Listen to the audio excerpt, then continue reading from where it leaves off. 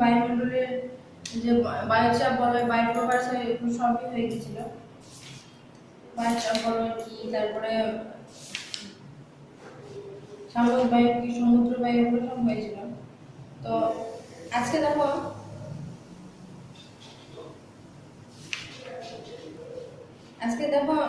আমরা দেখি যে আর্দ্রতা।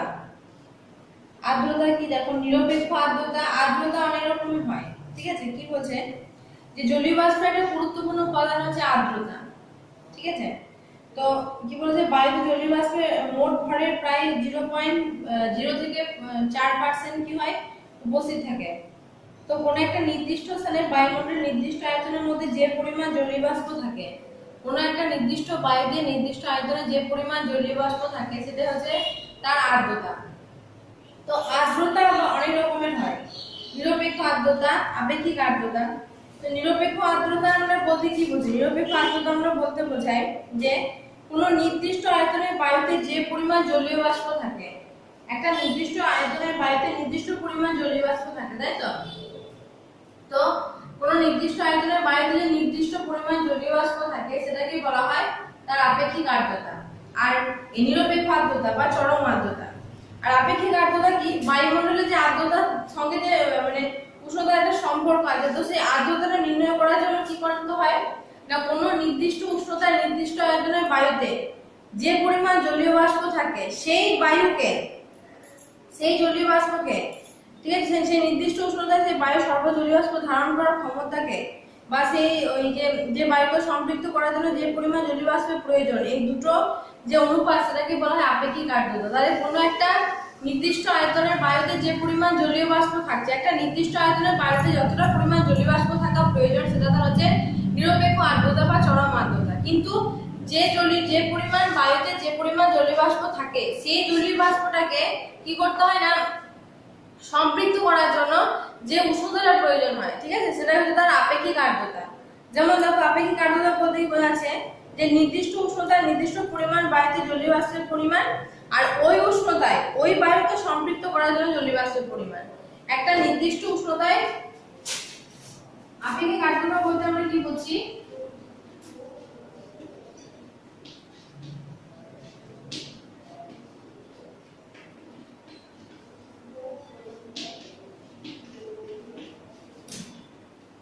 কোন নির্দিষ্ট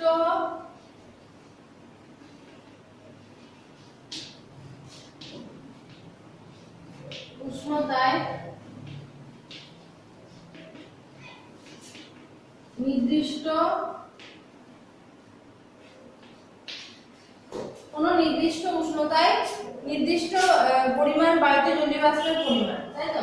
নির্দিষ্ট উষ্ণতায় নির্দিষ্ট বায়ুতে জলীয় বাষ্পের পরিমাণ।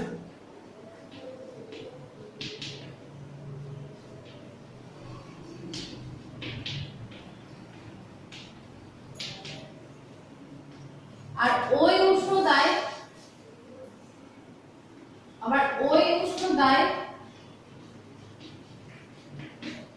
ওই যে কোনো একটা যে উষ্ণতায় মানে কোনো একটা নির্দিষ্ট বায়ুতে জলীয় বাষ্পের পরিমাণ, ওই উষ্ণতায় বায়ুকে সম্পৃক্ত করার জন্য আমার প্রয়োজনীয় জলীয় বাষ্পের পরিমাণ।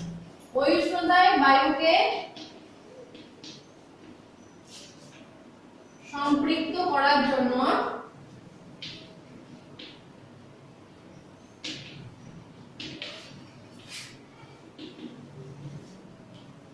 জলীয় বাষ্পের পরিমাণ।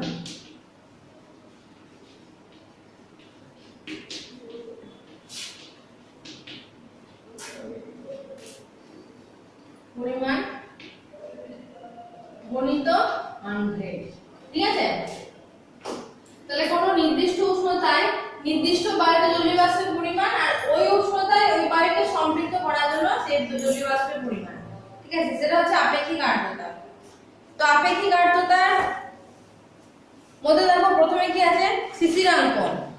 শিশিরাঙ্ক কি দেখো, বলছে যে সাধারণত বাতাসে যে পরিমাণ জলীয় বাষ্প থাকে, তাতে বাতাস সম্পৃক্ত হয় না। যদি কোনো স্থানের বাতাসকে ধীরে ধীরে শীতল করা হয়, তবে উষ্ণতা একটা নির্দিষ্ট মানে পৌঁছালে, মানে যে পরিমাণ জলীয় বাষ্প কোন একটা বাতাসের নির্দিষ্ট পরিমাণ জলীয় বাষ্প থাকে, তো যে পরিমাণ জলীয় বাষ্প থাকে বাতাসে সেই পরিমাণ জলীয় বাষ্পে সেটা সম্পৃক্ত হয় না। সেটাকে সম্পৃক্ত করার জন্য কি করতে হয়, সে বাতাসটাকে শীতল করতে হয়।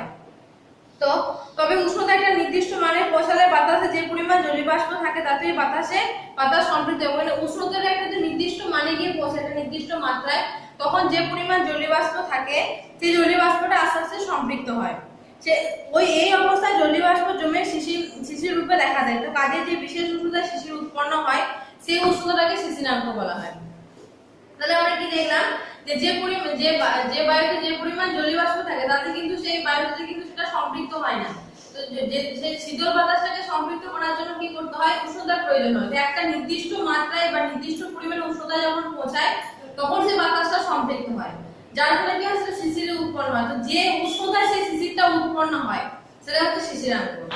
তারপরে হিমাঙ্ক কি দেখো, হিমাঙ্ক বলেছে যে নির্দিষ্ট চাপে তাপ বর্জন করে কোনো তরল যে তাপমাত্রায় জমে কঠিনে পরিণত শুরু করে তাকে তরলের কঠিনাঙ্ক বা হিমাঙ্ক বলে।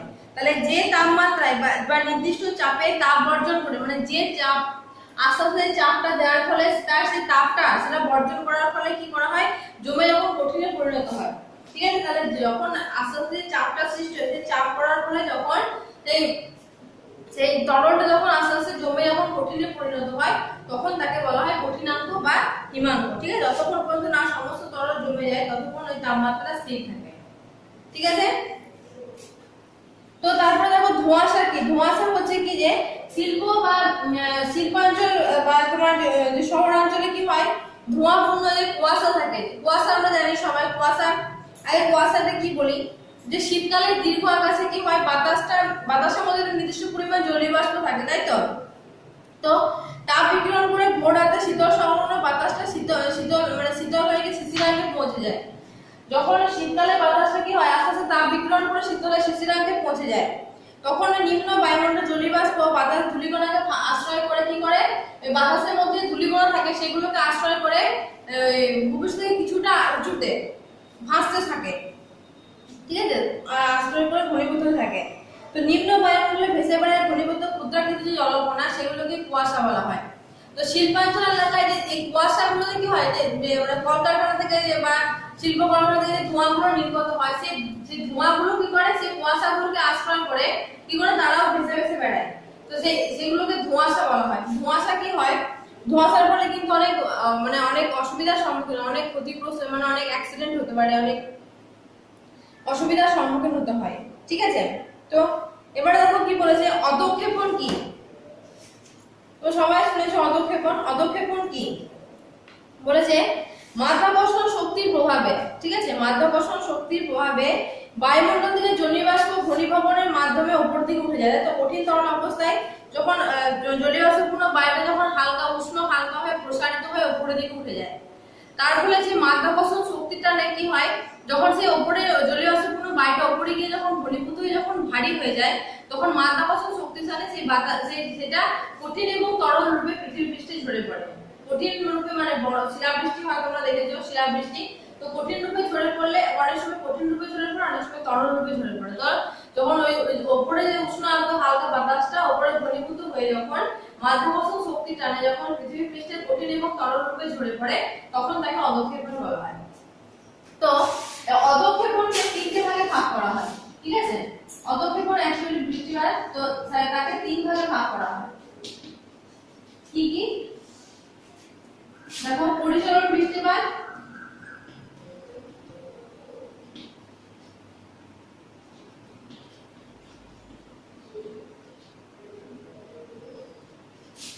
তারপরে শৈলক্ষেপ বৃষ্টিপাত,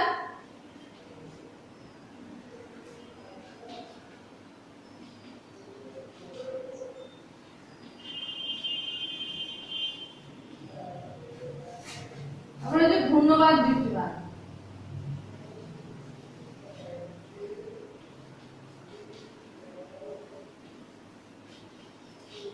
ঠিক আছে, তো প্রথমে দেখো শৈলক্ষেপ বৃষ্টিপাত বলতে আমরা কি বুঝি। শৈলক্ষেপ বৃষ্টিপাত বলতে আমরা কি বুঝি বলেছে, সূর্যের তাপে ভূপৃষ্ঠ সংলগ্ন বাতাসটা উষ্ণ আর্দ্র বাতাসটা কি হয় উপর দিকে উঠে যায়, তাই তো।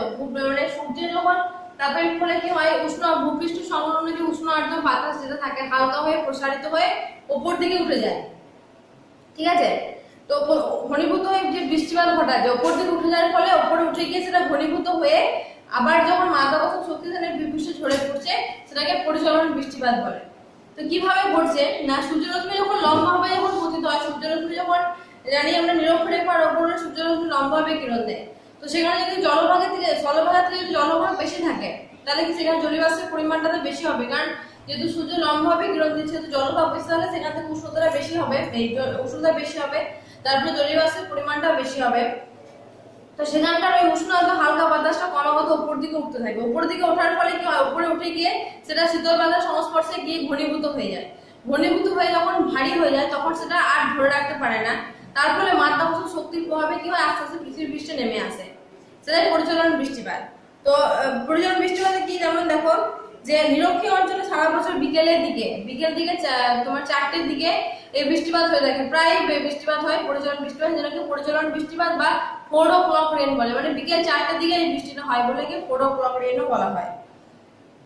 তারপরে দেখো শৈলক্ষেপ বৃষ্টিপাত কি, শৈলক্ষেপ বৃষ্টিপাত মানে হচ্ছে, শৈল কথার অর্থ আমরা সবাই জানি পাহাড়, তাই তো, পর্বত, শৈল কথার অর্থ হচ্ছে পর্বত, আর উৎক্ষেপ মানে হচ্ছে ঘটানো, ঠিক আছে।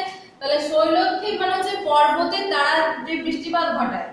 দেখো জলীয়বাষ্পপূর্ণ বাতাসটা যখন হালকা হয়ে যখন প্রসারিত হয়ে উপরের দিকে উঠছে, উপর দিকে ওঠার ফলে জলীয়বাষ্প যখন উপর দিকে উঠছে তখন কি হচ্ছে, জলীয়বাষ্পপূর্ণ বাতাসটা উপর দিকে ওঠার ফলে পর্বতের প্রতিবাদ ঢালের দিকে যখন প্রবাহিত হচ্ছে তখন প্রচুর পরিমাণে জলীয়বাষ্প থাকার জন্য প্রচুর পর্বতের প্রতিবাদ ঢালে প্রচুর বৃষ্টিপাত ঘটাচ্ছে। তারপরে জলীয়বাষ্প পুরোটাই ওই প্রতিবাদ ঢালে বৃষ্টিপাত ঘটিয়ে পুরোটাই শেষ হয়ে যাচ্ছে, যখন অনুবাদ ঢালের দিকে বাতাসটা প্রবাহিত হচ্ছে তখন আর সেই বাতাসে জলীয়বাষ্প থাকছে না, যেহেতু তার সেই সময় জলীয়বাষ্প থাকে না সেই সময় আর সেখানে কোনো বৃষ্টিপাত হয় না, তাই কি হয়, এটাকে শৈলক্ষেপ বৃষ্টিপাত বলা হয়। কারণ যখন মানে যেহেতু পর্বতে বাধা পেয়ে যখন যে বৃষ্টিপাতটা ঘটাচ্ছে সেটাকে শৈলক্ষেপ বৃষ্টিপাত বলা হয়। তো পর্বত অনুবাদ ঢালে জলীয়বাষ্পপূর্ণ বাতাসটা ধাক্কা দিয়ে পর্বতের প্রতিবাদ ঢালে বৃষ্টিপাত ঘটায়, আর অনুবাদ ঢালের দিকে যখন প্রবাহিত হয় তখন সেই বাতাসে জলীয়বাষ্প না থাকার জন্য সেখানে কোনো বৃষ্টিপাত ঘটে না, ঠিক আছে। সেজন্য অনুবাদ ঢালটা কি হয়, বৃষ্টি ছায়া অঞ্চলের সৃষ্টি হয়েছে। যেমন দেখো দক্ষিণ পশ্চিম বায়ু বঙ্গোপসাগরের শাখা যখন মেঘালয় মালভূমির উপর দিয়ে প্রবাহিত হয় তখন গাঢ় খাসি জয়ন্তিয়াতে প্রচুর বৃষ্টিপাত ঘটায়, কারণ সেটা হচ্ছে পর্বতের প্রতিবাদ ঢাল, কিন্তু যখন অনুবাদ ঢাল মানে শিলংয়ের দিকে যখন প্রবাহিত হয় তখন সেখানে কোনো জলীয়বাষ্প থাকে না বায়ুতে, তার ফলে কি হয়, সেখানে কোনো বৃষ্টিপাত হয় না, তাই শিলং হচ্ছে আমাদের বৃষ্টির ছায়া অঞ্চল। তারপর দেখো ঘূর্ণবাদ বৃষ্টিপাত কি, ঘূর্ণবাদ বৃষ্টিপাত কি, জলীয়বাষ্পপূর্ণ বায়ুটা যখন ঘূর্ণবাদের কেন্দ্রস্থলে সৃষ্ট নিম্নচাপে আকর্ষণ এসে উঠে যায়, যখন আমরা জানি যে ঘূর্ণবাদটা কেন্দ্রে যখন নিম্নচাপের সৃষ্টি হয় তখনই কিন্তু ঘূর্ণবাদের সৃষ্টি হয়, যখন মনে করো এটা হচ্ছে ঘূর্ণবাদের কেন্দ্র, তো এখানে যে লো প্রেসার থাকবে মানে নিম্নচাপ, আর বাইরের দিকে থাকবে উচ্চচাপ হাই প্রেসার, ঠিক আছে। তো যখন ভেতরে যখন কেন্দ্রের মধ্যে যখন নিম্নচাপের সৃষ্টি হবে তখন কি হবে, ঘূর্ণবাদের বৃষ্টিপাতের সৃষ্টি হয়। তো কি হয়, যে উচ্চচাপ অঞ্চল থেকে বাতাসটা কি করে নিম্নচাপ অঞ্চলের দিকে ছুটে আসে, ঠিক আছে। তো এরকম জলীয়বাষ্পপূর্ণ বায়ু ঘূর্ণবাদের কেন্দ্রস্থলে সৃষ্টি নিম্নচাপে আকর্ষণ এসে উপরে উঠে যায়, উপরে শীতল হয়ে যে বৃষ্টিপাত ঘটায়, মানে নিম্নচাপের আকর্ষণে যখন এই দিক থেকে যখন বাতাসটা যখন নিম্নচাপের দিকে ছুটে আসছে তখন এই নিম্নচাপের কাছে ছুটে আসার ফলে সেই বাতাসটা হালকা হয়ে গিয়ে উপরের দিকে উঠে যাচ্ছে, উপর দিকে উঠে যাওয়ার ফলে সেখানে উপর দিকে উঠে গিয়ে ঘনীভূত যে বৃষ্টিপাত ঘটাচ্ছে সেটা হচ্ছে ঘূর্ণবাদ বৃষ্টিপাত। কিভাবে ঘটছে না, ভূপৃষ্ঠের উপর অবস্থিত স্বল্প পরিসর কোনো স্থানে প্রচন্ড উষ্ণতার জন্য যদি নিম্নচাপের সৃষ্টি হয় বা গভীরচাপ কেন্দ্রের সৃষ্টি হয় তখন স্থলভাগ থেকে শুষ্ক বাতাস, শীতল ভারী বাতাস জলভাগের উপর থেকে জলীয়বাষ্পপূর্ণ হালকা বায়ুর একই নিম্নচাপ কেন্দ্রে অঞ্চলে ভরাট করার জন্য অনুভূমিকভাবে ছুটে আসে, ঠিক আছে। স্থলভাগের উষ্ণ আর্দ্র বাতাসটা আর জলভাগের শীতল ভারী বাতাসটা কি করে না অনুভূমিকভাবে মানে সমান্তরালে এরকম ভাবে ছুটে আসে, ঠিক আছে, ঠিক আছে, সমান্তরালে ছুটে আসছে, যার ফলে কি হচ্ছে এই উষ্ণ বায়ু জলভাগের উপর থেকে আসার দরুন তাতে প্রচুর পরিমাণে যখন উষ্ণ বায়ুটা যখন জলভাগের উপর দিয়ে আসছে তখন প্রচুর পরিমাণে জলীয়বাষ্প সংগ্রহ করে নিয়ে আসে, যার ফলে কি হয় জলীয়বাষ্প সংগ্রহ করে নিয়ে আসার জন্য উষ্ণ বাতাসটা হালকা হয়ে প্রসারিত হয়ে উপর দিকে উঠে যায়, উপরে উঠে গিয়ে ঘনীভূত হয়ে যে বৃষ্টিপাত ঘটায় সেটা হচ্ছে ঘূর্ণবাদ বৃষ্টিপাত। তাহলে স্থলভাগ থেকে শুষ্ক বাতাসটা যখন জলভাগের উপর দিয়ে প্রবাহিত প্রবাহিত হচ্ছে তখন শুষ্ক বা উষ্ণ বাতাসটা কি করছে, প্রচুর পরিমাণে জলীয় বাষ্প সংগ্রহ করছে। জলীয় বাষ্প সংগ্রহ করার পরে সেই বাতাসটা হালকা হয়ে উপর দিকে উঠে যাচ্ছে, উপরে উঠে যাওয়ার ফলে সেটা ঘনীভূত হয়ে কি হচ্ছে, আবার বৃষ্টিপাত রূপে ঝরে পড়ছে। এটা হচ্ছে ঘূর্ণবাদ। কেননা নিম্নচাপের কেন্দ্রের সৃষ্টি হলে, যখন নিম্নচাপ কেন্দ্রের নিম্নচাপ বা বাইরে উচ্চচাপ সৃষ্টি হয়, তখন ওই যে উষ্ণ বাতাসটা কি হয় না, সমান্তরাল অনুভূমিভাবে প্রবাহিত হয়। তো উদাহরণ কি বলছে, উত্তর পূর্ব দক্ষিণ পূর্ব আয়নবায়ু অঞ্চলে কি হয়, মিলনস্থলে আইটিসির অঞ্চলে এরকম বৃষ্টিপাত হয়ে থাকে শীতকালে, কারণ তখন নিম্নচাপের সৃষ্টি হয়। যেটা আইটিসির আন্তঃক্রান্তীয় অভিসরণ অঞ্চল, যেটা আইটিসির যেখানে শান্ত বলয় অবস্থান করে আমাদের নিরক্ষীয় অঞ্চলে, তো সেখানে এই ঘূর্ণবাতের সৃষ্টি হয়। এছাড়া মধ্য ইউরোপের বিভিন্ন দেশে শীতকালে এরকম ঘূর্ণবাতের সৃষ্টি হয়ে থাকে। ঠিক আছে, তো এটা হচ্ছে তোমাদের বৃষ্টিপাত। মানে মাধ্যাকর্ষণ শক্তির টানে যখন উষ্ণ আর্দ্র হালকা বাতাসটা উপরে উঠে গিয়ে ঘনীভূত হয়ে যখন মাধ্যাকর্ষণ শক্তির টানে কঠিন তরল রূপে যখন ঝরে পড়ে পৃথিবী পৃষ্ঠে, তখনই সেটা হচ্ছে বৃষ্টিপাত। তো বৃষ্টিপাতের তিনটে ভাগ, একটা হচ্ছে পরিচালন বৃষ্টিপাত, শৈলক্ষেপ বৃষ্টিপাত, হচ্ছে ঘূর্ণবাত বৃষ্টিপাত। পরিচালন বৃষ্টিপাত থেকে উষ্ণ আর্দ্র বাতাসটা হালকা হয়ে উপর দিকে উঠে যাচ্ছে, যার ফলে কি উষ্ণ অঞ্চল থেকে যখন জলভাগ বিস্তারের ফলে উষ্ণ বাতাসটা উপর দিকে উঠে যাওয়ার ফলে ঘনীভূত হয়ে বৃষ্টিপাত ঘটালে পরিচালন বৃষ্টিপাত। সেই উষ্ণ আর্দ্র বাতাসটা যখন হালকা উপর দিকে ওঠা, তখন যখন পর্বতের প্রতিবাদ ঢালে কি বাধা পাচ্ছে, তখন এবং অনুবাদ ঢালে যখন কোনো বৃষ্টিপাত ঘটাচ্ছে না, তখন তাকে শৈলক্ষেপ বৃষ্টিপাত বলে।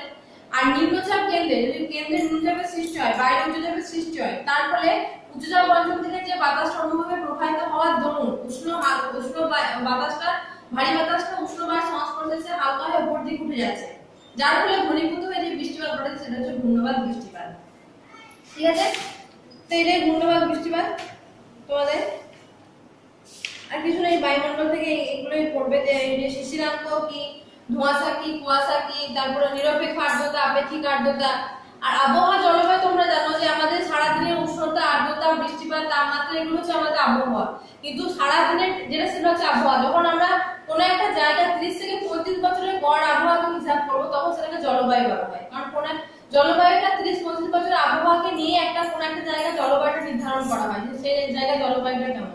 তাহলে আবহাওয়াটা প্রত্যেকদিন চেঞ্জ হতে পারে, আবহাওয়াটা পরিবর্তনশীল হতে পারে, কিন্তু জলবায়ু কখনোই পরিবর্তনশীল নয়। ঠিক আছে, কারণ জলবায়ুটা 30-35 বছরের আবহাওয়াটাকে আমরা হিসাব করার ফলে তার জলবায়ুটা আমরা জানতে পারি। সেজন্য কি আবহাওয়া পরিবর্তনশীল, কিন্তু জলবায়ু পরিবর্তনশীল নয়।